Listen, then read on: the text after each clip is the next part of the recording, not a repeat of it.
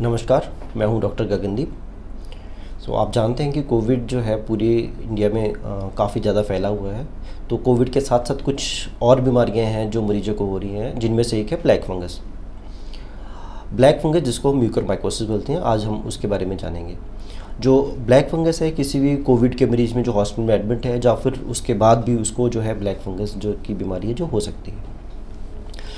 जो हमारी बॉडी में जो मेनली इन्फेक्शंस होती हैं वो जो होती हैं वायरस से, बैक्टीरिया से, जो फंगस से। तो ब्लैक फंगस एक फंगस है जिसकी वजह से ये बीमारी हो रही है। तो फंगस की जो है काफ़ी सारी जो है उसकी टाइप्स होती हैं। तो जो हमारी ब्लैक फंगस है वो राइजोपस और म्यूकर जो ये स्पीसीज़ हैं, इनसे हमारी बॉडी में होती हैं।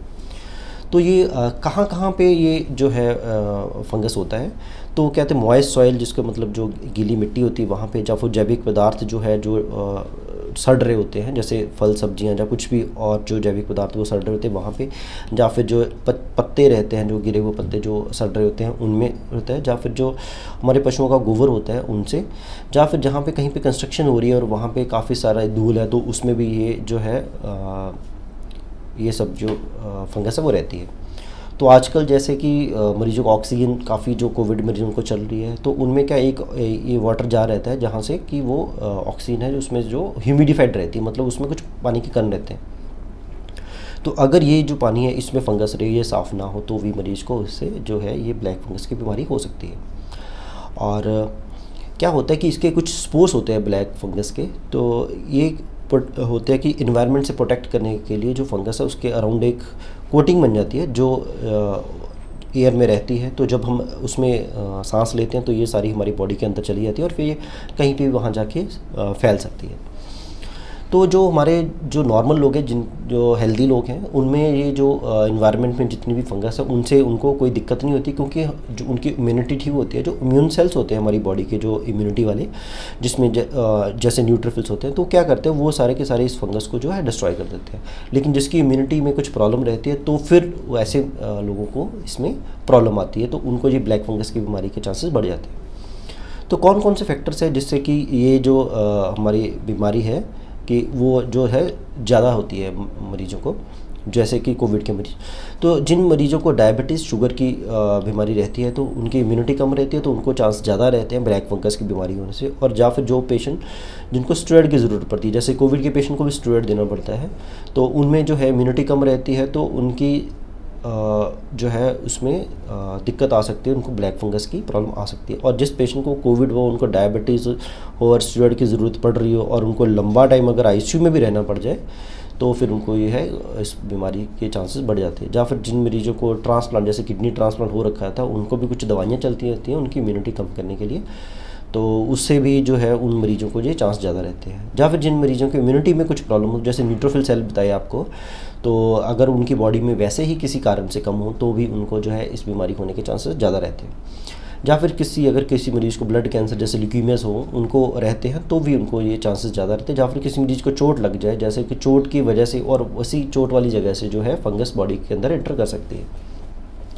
और हॉस्पिटल में जो पेशेंट रहते हैं उनमें भी ऐसे ही चांसेस कब ज़्यादा रहते हैं कि ऐसे मरीजों को अगर उनका जो है कि लंबा टाइम उनको जैसे कुछ नालियाँ पड़ी रही हैं, या फिर उनको जो है कुछ ऐसा ऑपरेशन किया जाए, तो उस ऑपरेशन के दौरान भी वहाँ पे जो है वो फंगस पहुँच सकती है। या फिर हॉस्पिटल के इन्वायरमेंट में अगर स्पोर्स हों तो उससे भी मरीजों को ये इन्फेक्शन हो सकती है।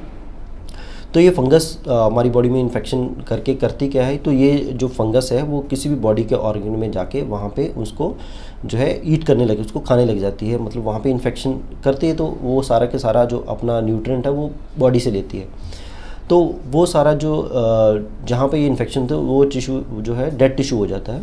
तो ये क्या है, इसको बोलते हैं एंजियो इन्वेजन, ये जो ब्लैक फंगस स्पेसिफिकली। तो क्या करती है, ये फंगस है जो ब्लड वेसल्स के अंदर चली जाती है, तो उसको ब्लॉक कर देती है। और जिस ऑर्गन को ये ब्लड दे रही होती है ये ब्लड वेसल, तो वहाँ पे जो है ब्लड जब सप्लाई कम हो जाती है तो वहाँ पे नेक्रोसिस हो जाती है, मतलब वहाँ पे खून की सप्लाई कम हो जाती है।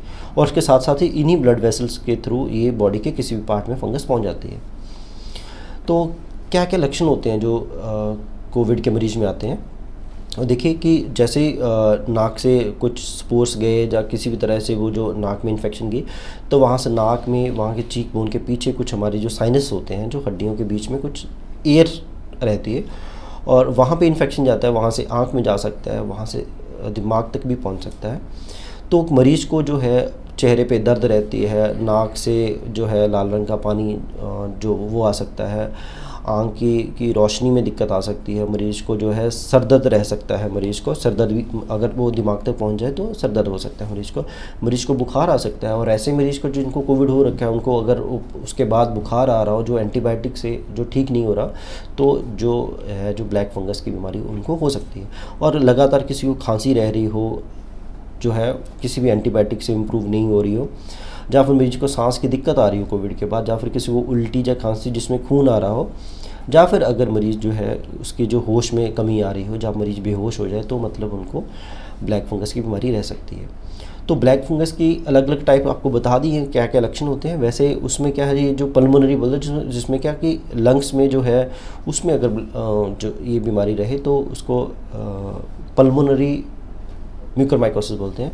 ये होते हैं क्यूटेनियस जो है म्यूकरमाइकोसिस में क्या कि किसी भी स्किन पे जाके वहाँ पे ये ब्लैक फंगस की बीमारी हो सकती है। और गैस्ट्रोइंटेस्टाइनल जो है म्यूकरमाइकोसिस क्या होती है कि उसमें जो है हमारे स्मॉल इंटेस्टाइन या लार्ज इंटेस्टाइन वहाँ पे ये म्यूकरमाइकोसिस हो सकता है। पेशेंट को जो है पेट में दर्द, उल्टी ये सब हो सकता है पेशेंट को। ये है राइनो ऑर्बिटोसेरेब्रल म्यूकरमाइकोसिस। उसमें क्या होता है, नाक, आँख और दिमाग की जो है म्यूकरमाइकोसिस अगर हो जाए तो आपको बताया जी जो इन्फेक्शन है नाक से ये साइनस में चली जाती है, वहाँ से आँख तक जा सकती है और वहाँ से दिमाग तक जा सकती है। तो अगर ऐसे, और इससे आँख की रोशनी जा सकती है, और ऐसे केसेस में जिसको ऐसी म्यूकरमाइकोसिस उसको जो है उनके डेथ के चांसेस है 50% से ऊपर रहते हैं। और अगर किसी को डिसेमिनेट मतलब किसी एक मतलब बॉडी ऑर्गन से लेके पूरी अगर बॉडी में ये म्यूकरमाइकोसिस फैल जाए तो उसको बोलते हैं डिसेमिनेटेड म्यूकरमाइकोसिस, जिसमें कि पेशेंट के डेथ के चांसेस 90% से ज़्यादा रहते हैं। तो इनका डायग्नोसिस कैसे हम फाइनलाइज करते हैं कि इस बीमारी को, तो एक तो लक्षण से देख के कि कोविड का पेशेंट है जिसको स्टेरॉइड्स चल रहे हैं, जहाँ उनको डायबिटीज़ भी है, तो एक तो हमें ज़्यादा उनके लक्षण देख के तो हम उनको ज़्यादा सस्पिशन रखते हैं कि इनको जो है कोविड के बाद ये म्यूकरमाइकोसिस हो सकता है। तो उसमें क्या है कि हम उनके लक्षण के हिसाब से ही उनके कुछ टेस्ट होते हैं, जैसे इमेजिंग, जैसे किसी ये इसमें हम देख रहे हैं कि मरीज़ के दिमाग में जो इन्फेक्शन है, जब मरीज़ के आँख तक इन्फेक्शन है, जो नाक के पार्ट में CT या MRI के द्वारा हम उनको जो है इस इन्फेक्शन को देख सकते हैं।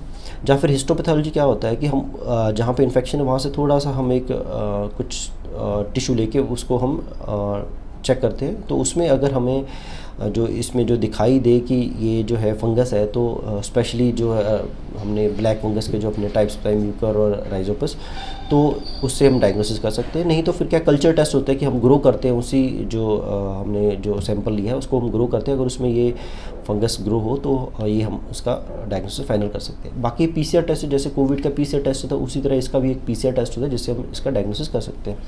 तो उसके ट्रीटमेंट देखिए इसमें कि अगर हम इनिशियल स्टेजेस में ही इस बीमारी को डायग्नोस कर लें तो इसका इलाज संभव है।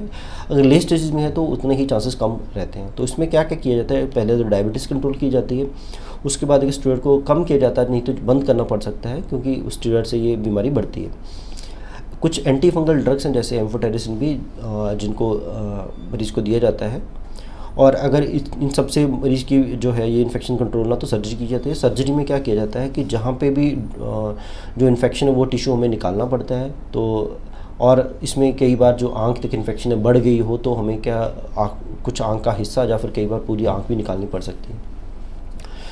तो हम इसको प्रिवेंट कैसे किया जा सकता है कि ये हम किसी को अगर कोविड हो चुका है, वो अगर वो स्टेरॉइड्स पे है, जब वो घर पे है तो उसके बाद वो कैसे बचा रहे। तो जैसे वो घर से बाहर निकले तो मास्क जरूर पहने। अगर वो कुछ ऐसा गार्डनिंग का काम कर रहे हैं तो उनको ग्लव्स और ऐसे शूज़ पहन के रखने चाहिए। उनको जो कपड़े हैं पूरी बॉडी कवर रहनी चाहिए, उनके शर्ट या ट्राउज़र से उनका पूरी बॉडी कवर रहनी चाहिए ताकि कहीं से भी उनको चोट लग के वो इन्फेक्शन जो है बॉडी के अंदर ना जाए। और जिन पेशेंट्स को ऑक्सीजन चल रही है तो उनको जो है ये जो वाटर जार है जिसमें से ऑक्सीजन होकर जाती है, तो ये बार बार हमें बदलता रहना, इसकी सफाई रखनी चाहिए। तो ये सब था सब ब्लैक फंगस बीमारी के बारे में। बाकी आप सब सुरक्षित रहिए कोविड से, मास्क लगा कर रखिए, घर के अंदर रहिए और अगर आप किसी भी और टॉपिक के बारे में कोई वीडियो चाहते हैं कि मैं बनाऊं तो आप कमेंट सेक्शन में बताइए। Thank you.